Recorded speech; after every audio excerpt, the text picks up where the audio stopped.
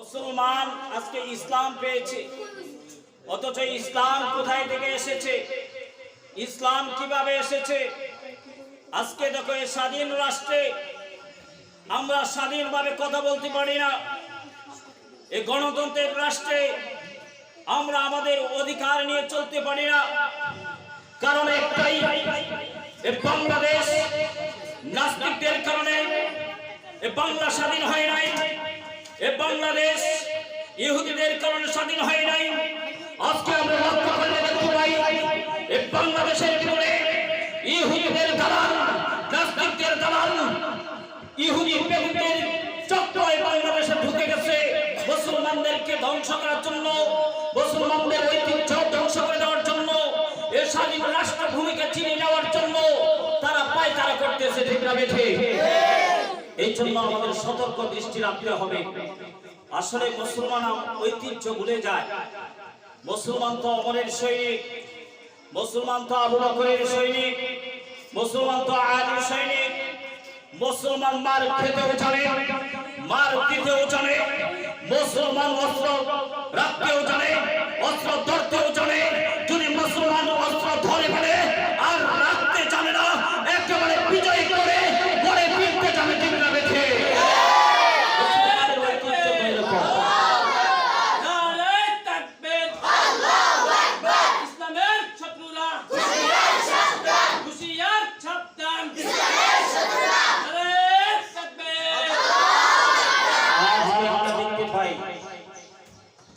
এই বাংলাদেশকে নিয়ে চিনিমিনি খেলা হচ্ছে, অথচ শেখ মুজিব তিনি এই দেশ স্বাধীন হওয়ার আগে বলেছিলেন বাংলাদেশের পরিচয় দুইটা হবে। এক হবে সে বাংলাদেশ, বাংলাদেশি, দ্বিতীয় হবে সে মুসলমান। প্রথমে হবে সে কি বাংলাদেশি, তারপরে সে কি মুসলমান। দেশ যখন স্বাধীন হয়ে গেছে তখন তিনি বলেছিলেন আমাদের পরিচয় তিনটা হবে। প্রথমে আমরা মুসলমান, তারপরে আমরা বাঙালি, তারপরে আমরা বাংলাদেশি। আজকে কিছু নাস্তিক বলা শুরু করে দিয়েছে। আজকে বাংলাদেশের আকাশে কিছু সুখের আলোচনা পরিলক্ষিত হচ্ছে। তারা চাচ্ছে বাংলাদেশ থেকে ইসলাম কিভাবে চিনে নেওয়া যায়, তারা চাচ্ছে বাংলাদেশ থেকে কিভাবে মসজিদগুলোকে ভেঙে দেওয়া যায়, তারা ভাবছে বাংলাদেশ থেকে কিভাবে মাদ্রাসাগুলো বন্ধ করে দিয়ে মূর্তি তৈরি করা যায়, তারা ভাবতেছে বাংলাদেশ থেকে আর আমাদের নিশানা নাম নিশানা মুছে দেওয়ার জন্য। আমরা বলতে চাই আমরা তোমাদের মতো এই কারণে আমরা বাংলাদেশ স্বাধীন করে নাই, তোমাদের মতো টাকা আমাদের কারণে এই বাংলাদেশ স্বাধীন হয় নাই, তোমাদের মতো নাস্তিকের কারণে এই বাংলাদেশ স্বাধীন হয় নাই।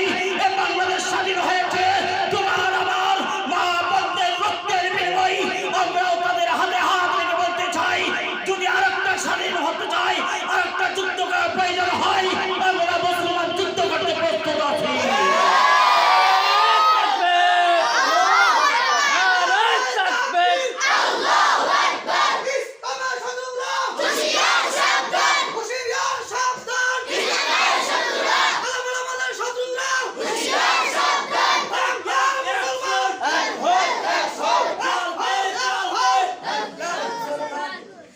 আমরা বলতে চাই আমরা উলামায়ে কেরাম শান্তিপ্রিয়, আমরা মুসলমান শান্তিপ্রিয়, আমরা দাঙ্গা হাঙ্গামায় বিশ্বাসী নই, আমরা অস্ত্রের বিশ্বাসী নই। আমাদের বুকে আছে ইসলামী জোশ দুলবার। যখন ইসলামের প্রতিভা বিকাশ পাবে, যখন কালিমার পতাকা উত্তীর্ণ করা হবে, তখন এই মুসলমানদেরকে আর দমানোর মতো কোন ব্যক্তি থাকবে না। ঠিক না বেঠে?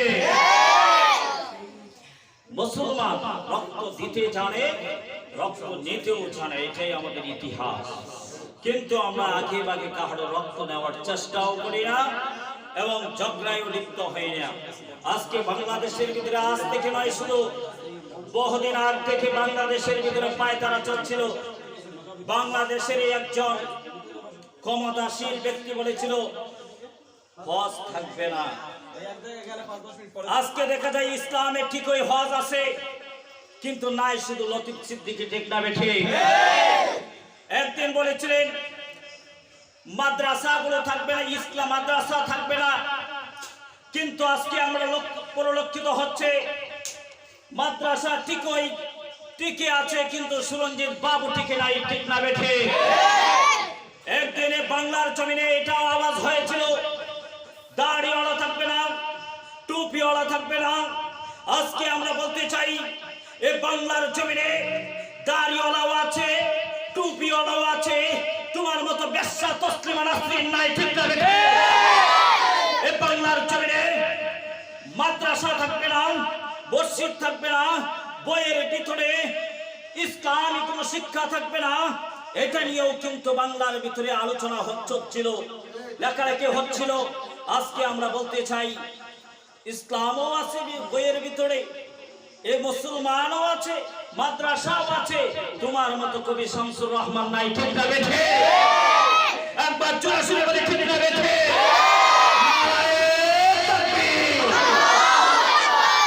মুসলমানের আওয়াজ আস্তে স্তব্ধ হয়ে গেছে।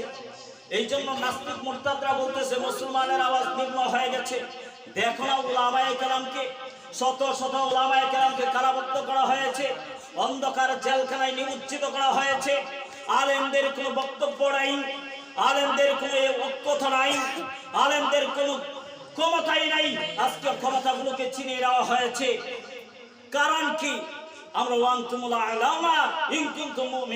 আমরা প্রকৃতপক্ষের ইমানদার হতে পারি নাই, মুমিন হতে পারি নাই। আল্লাহ পাক রব্বুল আলামিন বলেছিলেন, তোমরা যদি প্রকৃতপক্ষের মুমিন হও, তোমরা যদি ইমানদার হও, আমি তোমাদের হাতে ক্ষমতা দিব। আজকে উলামায়ে কেরাম লোভ লালসায় পড়ে গেছে, দলে দলে বিভক্ত হয়ে গেছে। আমি আমার উলামায়ে কেরামদেরকে বলবো, আর কত তন্ত্রে মন্ত্রে স্লোগান দিবেন, আর কত নীরবে বসে থাকবেন? আপনার কি একটু কান্না আসে না? আপনার চোখে কি একটু পানি ঝরে না? আপনাদের বুকে কি ব্যথা লাগে না যে উলামায়ে কেরামদেরকে জালেমরা তাদের কারারুদ্ধ করে অন্ধকারে নিমজ্জিত করে রেখেছেন, হাতে হাত করা লাগাইয়া রশি দিয়ে টানতেছে, অথচ আপনারা আরামে ঘুমান? না, না, হবে না। এটা মুসলমানের কর্তব্য নয়। মুসলমানদের তো এরকম হওয়া ছিল যে একজনের শরীরে মশা কামড় দিলে সে দুঃখ পাইলে আরেকজনও যেন সে দুঃখটা অনুভব করতে পারে। অথচ আমরা সব ভুলে গেছি, সব ভুলে গেছি। আমরা স্লোগান থেকে আমরা আল্লাহ পাক রব্বুল আলামিনের প্রতি বিশ্বাস হারিয়ে ফেলেছি। অথচ দেখো, এই বাংলার জমিন কাঁপিয়ে গেছেন। সিলেটের মাটিতে যখন শাহজালাল ইয়ামানী নারায়ে তাকবীরের স্লোগান দিয়েছিলেন, গোবিন্দ রাজপ্রাসাদ ভেঙে পড়েছিল, ঠিক না বেঠে? কিন্তু আজকে সেই উলামায়ে কেরাম কোথায়? সব ঠিকঠাক আছে, কিন্তু আমাদের স্পৃহা কোথায় গেল? আমাদের স্পৃহা কোথায় গেল? কাজী নজরুল ইসলামের কবিতাগুলো মনে পড়ে যায়। ভেঙে ফেলো আজ কাকের মমতা, আকাশে উঠেছে চাঁদ, দরিয়ার বুকে দামাল জোয়ার, ভাঙছে বালুর বাঁধ, চিরে ফেলো আজ আয়েশি রাতের মখমল অবসাদ, নতুন পানিতে হাল তুলে দাও হে মাঝি সিন্দাবাদ। আজকে আমরা আরামে এসে ঘুমাই, আজকে আমরা খাট বিছানায় ঘুমাই, অথচ ইসলামের আগে আসে নাই। ইসলাম রক্তের বিনিময়ে এসেছে। ইসলাম তোমার আমার নবী দাঁত মোবারক শহীদ হওয়ার মাধ্যমে এসেছে। তোমার আমার নবী ওয়াকাতরে নির্যাতন সহ্য করেছেন। কত নির্যাতনের বিনিময়, সাহাবায়ে কেরামের আত্মত্যাগের বিনিময় ইসলাম এসেছে। আজকে আমরা ইসলামের কদর দিতে জানি না, ইসলামকে ভালোবাসতে জানি না, ইসলামকে মহব্বত করতে জানি না। এই জন্য নাস্তিকরা স্লোগান তুলেছে, নাস্তিকরা পায়তারা করতেছে।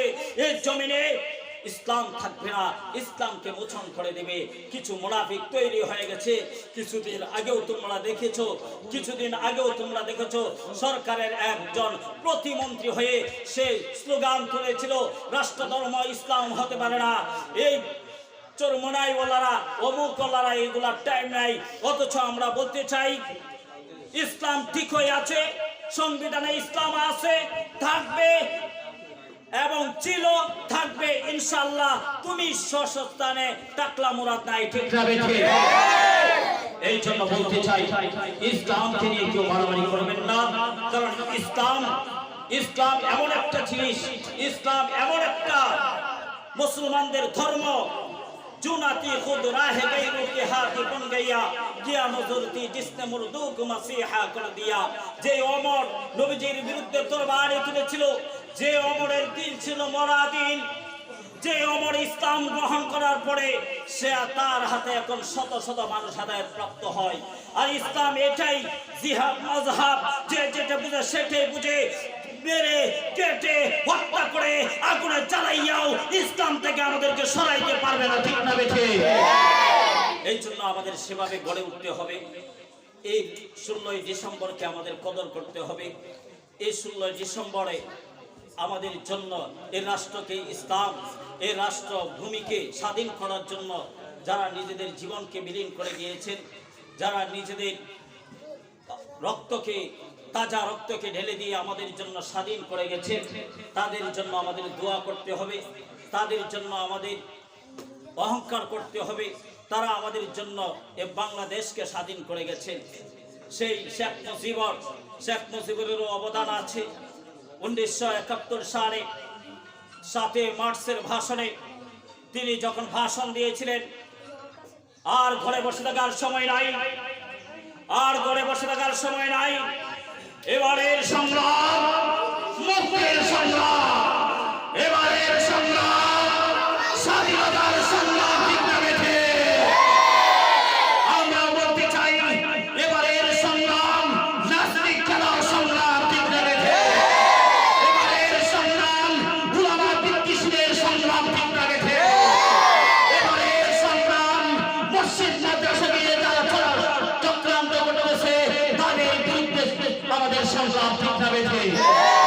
আল্লাহ পাক রব্বুল আলামিন তোমাকে আমাকে এই 16ই ডিসেম্বর হয়েছিল বৃহস্পতিবার দিন, আজকেও সেই বৃহস্পতিবার দিন 91,634 জনের মতো পাক বাহিনীর সেনাবাহিনীরা সোহরাওয়ার্দী উদ্যানে বাংলাদেশের সেনাবাহিনীদের হাতে কি করেছিল, সিলিন্ডার করে তারা এই বাংলাদেশ থেকে বেগে যাইতে বাধ্য হয়েছিল। আমরাও আমাদের পূর্বপুরুষদের উপরে আমরা খুশি, কারণ আমরা আমাদের মায়ের ভাষার অধিকার ফিরে পেয়েছি, আমরা একটা স্বাধীন রাষ্ট্র ফিরে পেয়েছি, আমরা স্বাধীনভাবে চলতে পারতেছি আজকে। তবু আমি শেখ হাসিনাকে বলতে চাই আমাদের সবার গার্ডিয়ান যিনি, এই বাংলাদেশের যিনি সবার গার্ডিয়ান হিসেবে যিনি আছেন, সেই প্রাইম মিনিস্টার শেখ হাসিনাকে বলতে চাই, যারা ওই স্বাধীনতার সময়কালীন যারা মুনাফিকি করেছিল তাদেরকে যেভাবে আপনি শাস্তির আওতায় এনে ফাঁসির কাস্টে ঝুলিয়েছেন, আপনাকে এখনো আমরা বলতে চাই আপনাকে ধন্যবাদ। আপনি তাদেরকে ফাঁসির কাস্টে ঝুলিয়েছেন। আমাদের থেকে আপনার কাছে উদারত আহ্বান হলো, যারা আজ পর্যন্ত এই পর্যন্ত ইসলাম বিদ্বেষী, ইসলামকে নিয়ে চক্রান্ত করে ইসলামকে শেষ করে দেওয়ার জন্য তারা পায়তারা করে, আপনার মন্ত্রিসভার ভিতরেও আছে, আপনার দলের ভিতরেও আছে, আমি বলতে চাই আপনি তাদেরকে হুঁশিয়ার করে দেন, ইসলামকে নিয়ে চিরমিনি যেন না খেলে, যদি বাংলার জনগণ একবার খেপে যায়, যদি উলামায়ে কেরাম একবার মাঠে নেমে যায়, তাহলে আর বাধা দেওয়ার কারণ শক্তি নাই, ঠিক না বেঠে? আল্লাহ পাক রব্বুল আলামিন আমাদেরকে স্বাধীনতা এই দিনগুলো বোঝার তৌফিক দান করুক, এবং এই দিনের করণীয় বর্জনীয় আমাদেরকে বোঝার তৌফিক দান করুক। আল্লাহ পাক রব্বুল আলামিন আমাদের সবাইকে হেদায়েত দান করুক, এবং আমাদেরকে যেন এই বাংলার দেশের জন্য